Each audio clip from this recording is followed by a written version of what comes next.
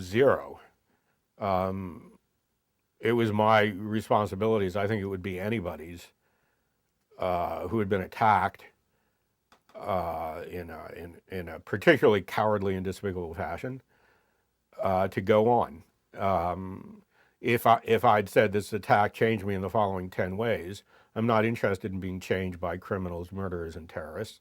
I'm interested in being whoever I was destined to be as a member of my family and my community, and that's what I've been doing. It slowed me down, presented physical challenges, but didn't change my worldview or sort of the broader worldview in the sense of there's a tremendously useful German word used in philosophy, Weltanschauung, worldview meaning not just looking around, but how I make sense of things, how I put it together in a coherent way. So my worldview is the same. I'm not a victim. I never was, never will be. Victimhood is something you choose and or something you reject. And I, as so many others have done before me and are doing today, reject it. Hate the tendency of society to glorify victimhood and to speak of oppression and victimhood and persecution as some sort of badge of honor or something of that sort. I'm not a victim. Terrorism, on the other hand, I guess it's fair to say that I had a close-up personal look at terrorism. I don't think my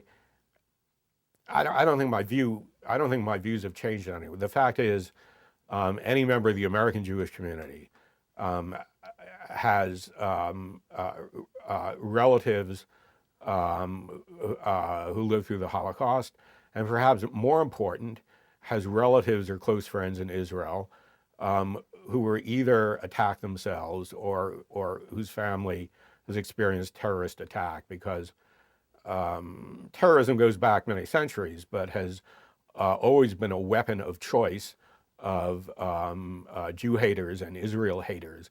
So the tragic fact is that the reality of terrorism is fundamental cowardliness, it's fundamental anti-human character. I think is familiar to everybody. I should say not just in the American Jewish community. The fact is that America is unique in its sympathy for Israel. Europe certainly doesn't feel this way. Asia doesn't feel this way. This is not a feeling only of American Jews. In fact, in many cases, the Christian community has shown itself much more interested in Israel's fate and well-being than the Jewish community, which has its own political axes to grind. I think America in general has felt close to, in some ways because the states are so similar. There's no nation in the world set up by people with Bibles in their back pockets as a new Israel. There's no nation that has been set up on that basis aside from the United States and Israel. So there's always been this sympathy, and growing up one has a feeling. One had a feeling in this country. I mean, back in the 1960s and the 70s, the terrorist attacks on Israel were hitting close to home. It was impossible not to be aware of the nature of terrorism, the threat of terrorism. It's something I've always lived with tragically, as has everybody who has felt close to Israel.